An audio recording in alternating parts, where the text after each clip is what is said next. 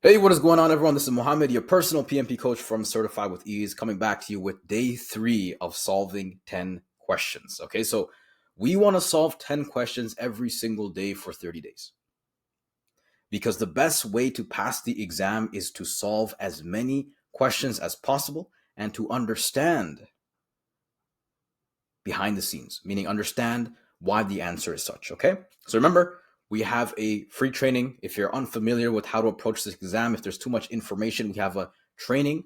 It's going to be linked in the description below and in the comment section. You'll also have the opportunity to book a call, to get a personalized game plan, and more importantly, to check out our course. If you qualify, you can definitely join, enroll, and get certified in 30 days. Okay, so without further ado, let's jump into question number 1. We are going to start with the answers first to train our PMP mindset, and then move on to the situation. And we'll switch that. We'll go from one method to another. But on your actual exam, remember, you need to read the question. Don't skip out on that. Okay. So, A, reassess the project schedule and negotiate trade-offs with the sponsor while addressing staff concerns. Okay, I like reassess.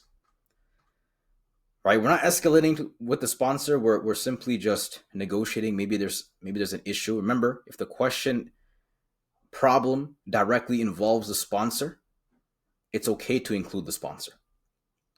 B, prioritize regulatory compliance by continuing work as scheduled and mitigating staff complaints later. Okay, so I don't like this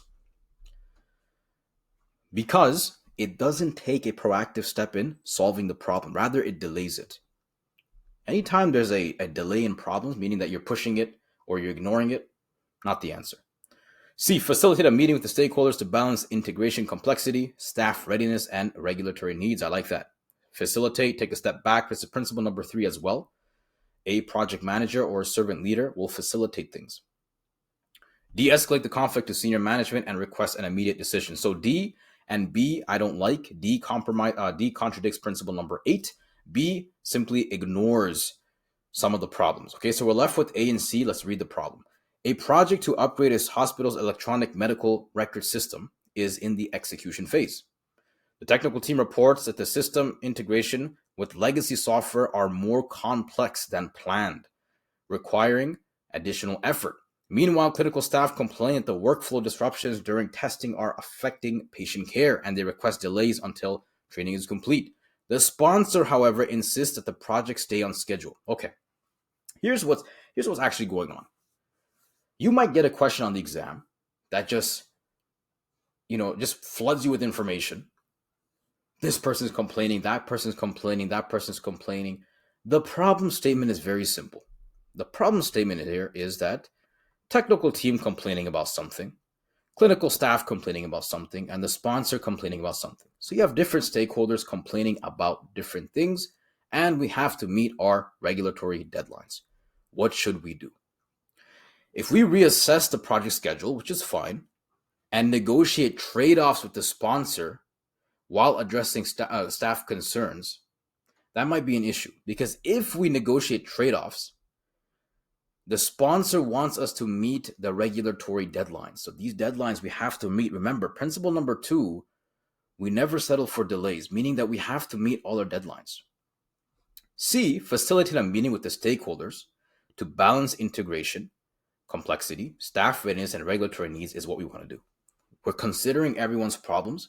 We're taking that step back, reassessing things, and we're accommodating for everyone. All right, we're trying our best. A, on the other hand, it kind of what it does, it has trade-offs, meaning that someone loses and someone wins. Okay, so I'm going to go with C. You guys let me know in the comment section what you think, if you agree or disagree. Okay. By the way, I'm seeing these questions for the first time because I want to put myself in your shoes. Nothing is scripted. If I get an answer wrong or if you disagree with me, you let me know in the comment section. All right, question number 2. Let's read the question first. During a multi-county rollout of a financial reporting tool, the project manager learns that one region is facing strict local data privacy laws that conflict with the system's centralized design. Okay, fancy sentence. What the problem here is that there's some laws that are being breached. That's it. At the same time, senior leadership pressures the team to standardize reporting globally by end of the quarter. Several regional leads are threatening to withdraw support if local requirements are ignored. Okay, so let's look at the answers. Pause the rollout in the affected region until legal compliance is clarified. So what principle does this contradict? This contradicts principle number 2. Yes, I agree that we have this legal issue, and legal issues are never ever ignored. They have to be handled primarily, but we never want to pause things. We want to see if we can do both at the same time. B, engage stakeholders to negotiate a phased approach balancing local and global needs. Okay. All right. So engage stakeholders, which is what we want to do. Engage is another fancy word for, you can say, get them involved or discuss with them, right? You're engaging stakeholders and negotiating a phased approach, right? You're not doing everything at once. Phased approach. You're balancing local and global needs. Escalate the legal conflict to corporate and corporate counsel and request a compliance ruling. All right, so we don't want to escalate things, right? And I wouldn't escalate to corporate. I would escalate to the legal department, if anything. D, standardize the system as planned and address legal issues post rollout. All right, remember, never delay a problem post rollout. What's the point? If we're breaking the law now, that's going to backfire on us if we don't address it, right? So I'm going to go with B. All right, remember, we eliminate A because of principle number 2, eliminate C because of principle number 8 over here. We eliminate D simply because it ignores the problem at hand. We never want to ignore the problem. We want to completely solve it in one go, okay? Or we want to solve it as soon as possible. Awesome. Let us move on to question number 3. Let us start with the answers now, just to train our PMP mindset. A, proceed with the launch to meet marketing and investor expectations. All right, so this sounds like we're kind of ignoring a problem, and we're proceeding with the launch regardless of the problem, just to meet expectations. Okay, so we'll have to read the question, but for now, I'm going to put a soft cross on this one. B, facilitate a risk-based discussion with stakeholders to weigh campaign deadlines against reputational risk. I like this. You're taking that step back. You're discussing things. You're looking at the facts. You're facilitating, right? But the most important thing is we're taking a step back. Principle number 1. Delay. So we have the delay word. Number 2, we eliminate, but let's read it. Delay the launch until performance issues are resolved, regardless of campaign impact. No, we never want to delay things. We want to see if we can move things at the same time if needed. Escalate decision to the board for immediate guidance. So D is gone, principle number 8. C is gone, and A is A maybe, okay? So a project to launch a new e-commerce platform is on track, but user acceptance testing reveals performance issues during high traffic. Okay, so we got performance issues. Marketing insists on proceeding to align with an upcoming campaign, while IT warns of reputational risk if the platform crashes. Meanwhile, investors are expecting strong initial adoption metrics. Okay, so you got a bunch of stakeholders. One is saying we should delay. One is saying we should launch. Investors are saying, you know what? We need to launch right away for these initial adoption metrics to see what we need to improve on. So the best answer here is going to be a risk-based discussion. Let's do that first. If we proceed with the launch, we're ignoring everyone else. We want to accommodate as many stakeholders as possible. For your exam, that's going to be every stakeholder. Meaning that if an answer says, do A and ignore, stakeholders B request, that's not the answer. You want to take that step back and assess both scenarios, okay? All right, awesome. So question 3 is good. All right, so if you're not familiar with our approach, we use principles as our guiding tools to eliminate answers right away, okay?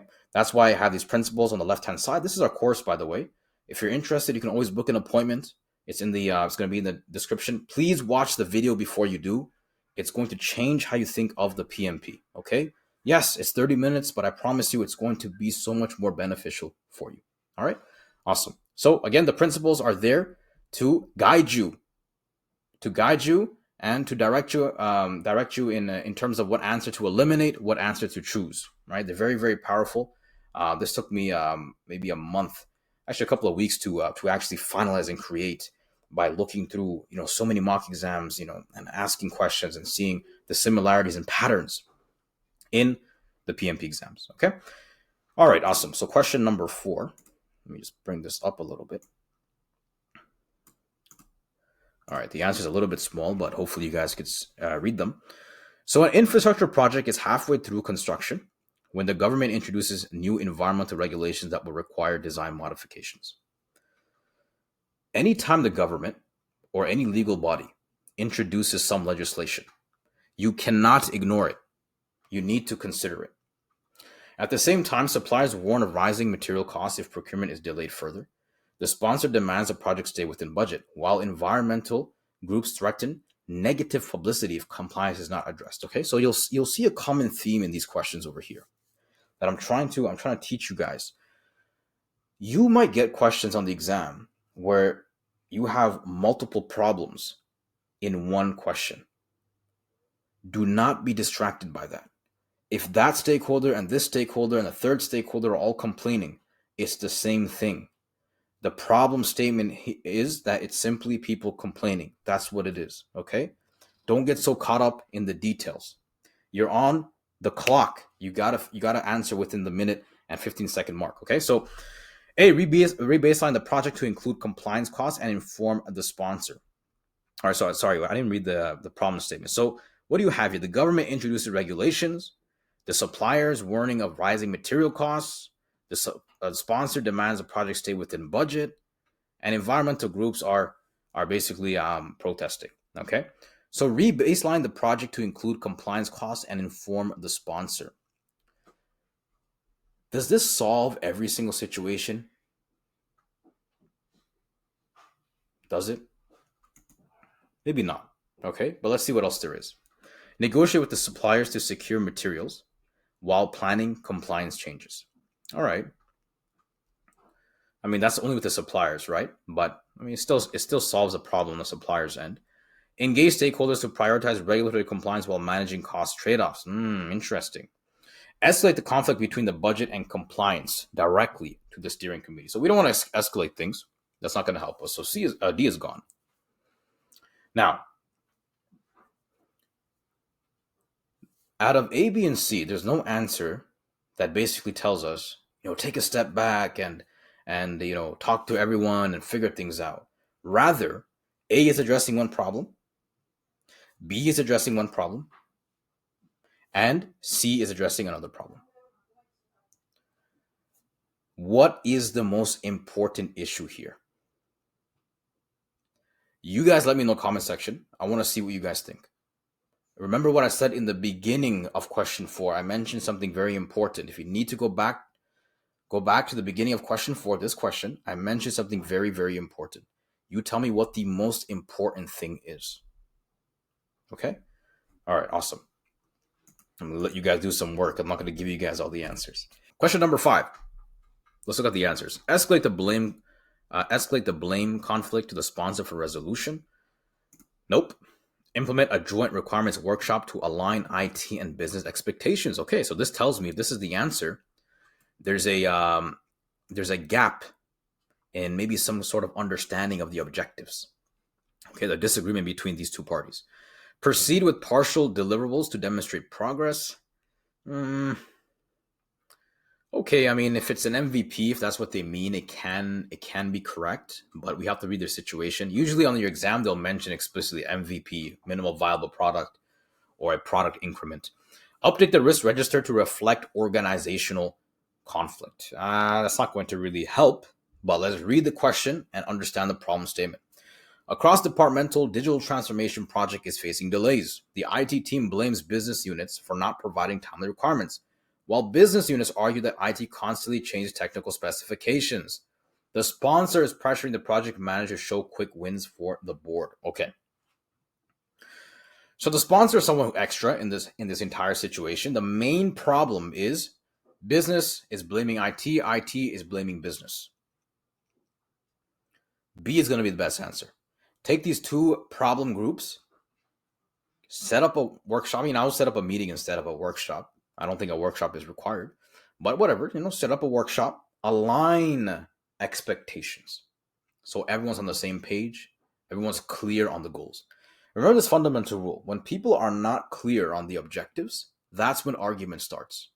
But when people are clear, crystal clear, like this is what we're achieving, this is my role in this project, and this is your role in this project, there are less arguments.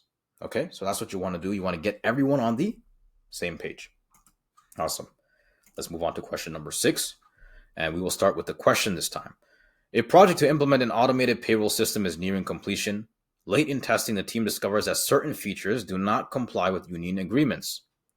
HR requests immediate fixes, but finance insists on meeting the go-live date to avoid penalties for misreporting. Meanwhile, the vendor claims additional work is outside of the scope. Okay, again, same theme. Multiple problems in one situation. HR, or let's start with the union has some regulations now. HR saying, you know what, we need to fix this immediately. Finance is saying we need to go live to avoid penalties.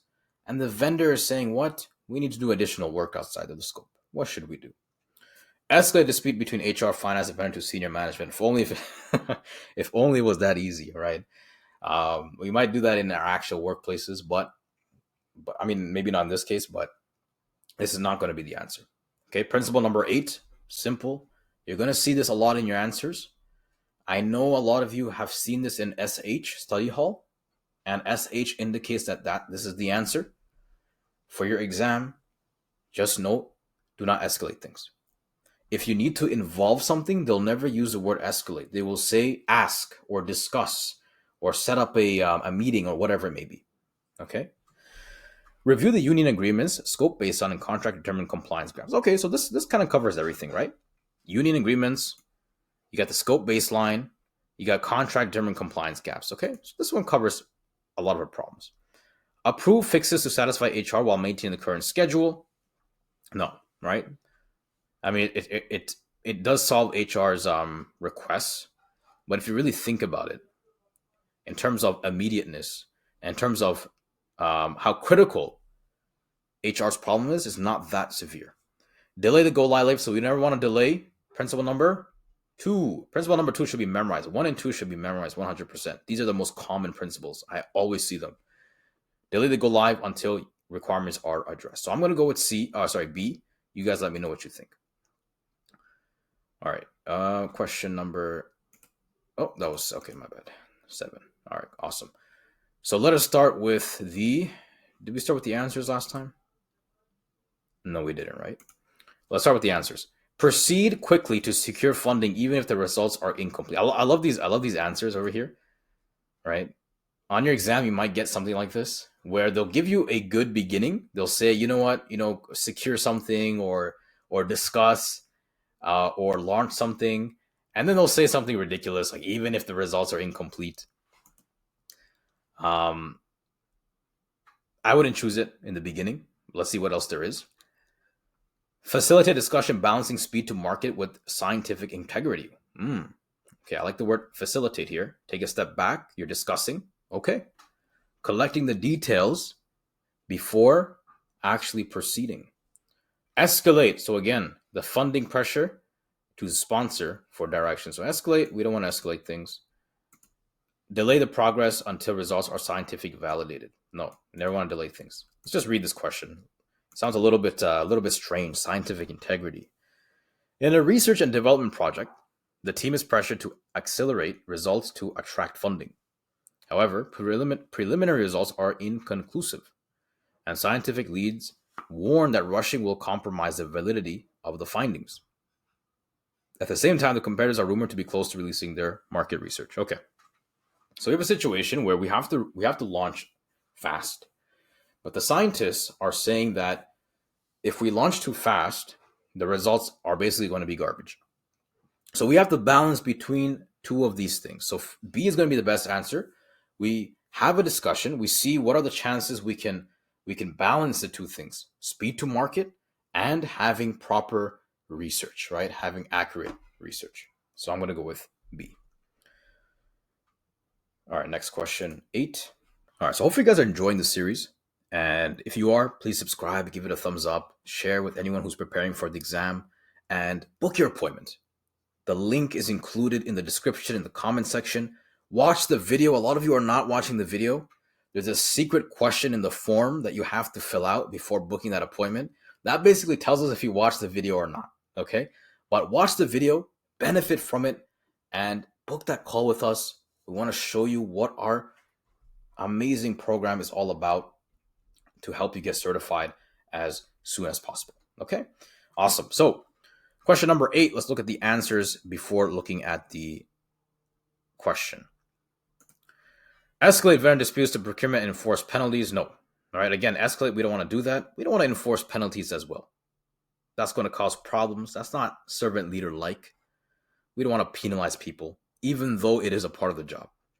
Facilitate a joint defect resolution workshop with all vendors. Okay, I like it. Again, facilitate, taking that step back. You're going to see this word a lot, facilitate, on your exam.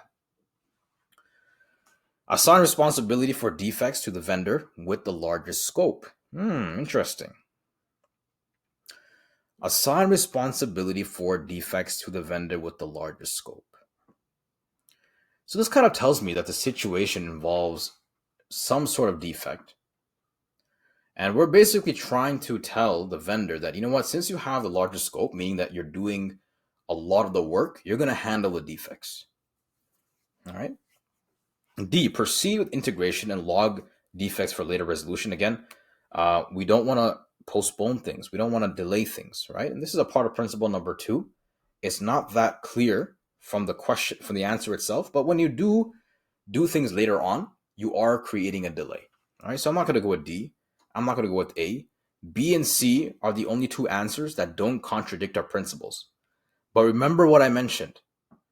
When you see principle number 1 as one of the answers out of the 4 answers, and all of the other answers that have not been eliminated can be something that follows principle number 1. You always want to choose principle number 1. So a software integration project involves 3 external vendors. Recently, integration testing shows reoccurring defects, and each vendor blames the others. Meanwhile, the client's frustrated and threatens financial penalties if deadlines are not met. Okay. Vendors are basically blaming one another. B is going to be the best answer. Facilitate a joint defect resolution. We get everyone involved. Let's solve this together. What can we do? All right. C is not going to be the answer because it doesn't really make sense to give the person with the larger scope this responsibility. How does that relate? How do the 2 things relate? Right? If he has the larger scope, he's probably going to be busier. Right? Anyways, so B is going to be the best answer in my opinion. Okay, let us move on to question number 9. So, an agile project developing a mobile banking app has delivered multiple sprints successfully. However, a key stakeholder continuously introduces last-minute requirements, disrupting sprint commitments. The product owner feels pressure to accept these changes while the team warns the quality is declining. Okay, so this is a common question that you might get on your exam. Actually, I think you will get it at least once. The situation is that the client, right, wants different things, requirements. And remember that in an agile project, your sprints are basically determined beforehand what you're going to build. So when you have these last minute changes, it ruins everything. So what should we do as a project manager? Reinforce the change control process and protect sprint boundaries. Okay. Escalate the stakeholders' behavior to the sponsor. Nope. Adjust sprint plans to accommodate urgent requests. Okay. Negotiate with the stakeholder to reprioritize to backlog refinement process. Interesting. Okay. So we got 3 good answers here, or 3 answers that are not contradicting any principles. We got A, we got C, we got D. Reinforce a change control process. So again, when we compare predictive and agile, there's no formal change control process for agile. Okay, you have at the end of the sprint, you have a sprint review. You talk to the stakeholder. What do you want to add to the backlog? What do you want to remove? And then it's basically placed in a prioritized fashion into the product backlog. Okay, by the product owner. But let's leave it for now. Let's do a better answer. C, adjust sprint plans to accommodate urgent requests. So we don't want to do that, right? even though that is in reality, I'll give you guys this. In a real agile project, in a real company, especially if you're dealing with a very, very high paying client, which are most of the clients, you need to do that. You need to have C, adjust sprint plans to accommodate urgent requests. Because again, at the end of the day, you're a business. You're working for your client. If the client wants something, you need to accommodate for that. For your exam, no. Okay? Just follow this principle over here. Negotiate with the stakeholder to reprioritize through the backlog refinement process. Okay, what does this mean? So changes are fine. In an agile project, changes are actually welcomed. But when you tell your stakeholder, you know what, we're going to do this, reprioritize through the backlog refinement process, is basically telling you at the end of the sprint, you're going to give me your recommendations and we're going to reprioritize it in the backlog. D is what we want. D is basically explaining the agile development cycle. That listen, stakeholder, or listen, client, there's a time and place for when you can recommend these changes. Now is not that time or place. Okay? For your PMP exam, that's what you want to answer with. Remember, in real life, a lot of people, they get confused. They put their real life experience and they try to answer questions. In real life, I've seen projects that have C, where they have these last minute changes. They have a process that they can accommodate for it relatively quickly. All right, number 10, the last question of the day. Let us look at the question then. So remember, on your actual exam, read the question first. Don't start with the answers. We just start with the answers because we want to train our mindset to recognize the principles and patterns. A major program involves multiple interdependent projects. One project is delayed due to resource shortages, which risk impacting the overall program timeline. Some PMs demand additional resources, while others argue for reducing scope. Meanwhile, the sponsor insists that deadlines must be met without budget increases. Okay, so interesting enough, I was reading this question. I wasn't even focused. I'm tired. So I don't know what the problem statement is, but it feels like there's a lot of projects, right? Resource shortage, I see that. I see, project manager demanding additional resources. A lot of problems in one situation, right? Don't get caught up with that, right? Your head should just recognize that, you know what, there's a lot of problems. Okay, what should I do? Escalate the conflicted party directly to the steering committee. No, we don't want to involve the steering committee, right? We don't need to involve them. Bonus question, when do you involve the steering committee? Let me know. Reallocate resources across projects while evaluating critical path impacts. Interesting. Approve scope reductions to keep the timeline intact. Okay, I'm going to give you guys a little bit of a little pointer over here. The PMP exam sometimes might mention that, you know what, we should reduce the scope to keep the timeline intact or to finish earlier, whatever it may be. We're not going to choose that answer. When you reduce the scope, especially when the scope has been initially agreed upon, what happens? You are compromising on the project, meaning that you're reducing things that you initially agreed on. We don't want to do that. If we agreed on something, there's a reason why we agreed on it. So that's not an answer we want to choose right away. D, proceed with original plans and accept delays in the dependent project. So we never want to accept delays. I like B. And it doesn't address all the issues over here, right? Actually, no, it does. It does address the major issue. One project is delayed due to resource shortages, which risks impacting the overall program timeline. So the main problem is resource shortages. Some program demand additional resources. Again, okay, so reallocating resources answers that question while evaluating the critical path. Very important, because the critical path will tell us if we're going to finish on time or not. Okay, I think we had a principle here. Let me just find it. Yeah, we do have a principle. Anytime there's a delay, you should look at the critical path.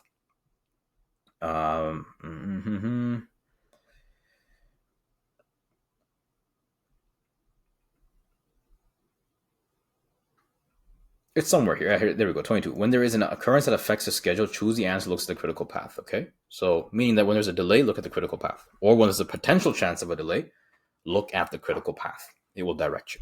All right. Okay. So that's question number 10. That is it for today. Again, we have this training in the description, in the comment section. It's 30 minutes, guys, but I promise you, you will not you will not regret it. Okay, you will not regret it. It shows you how you should approach the PMP exam. It will save you so much time, so much energy, so much effort. And the best part is we are in the month of September. This is the month where companies hire.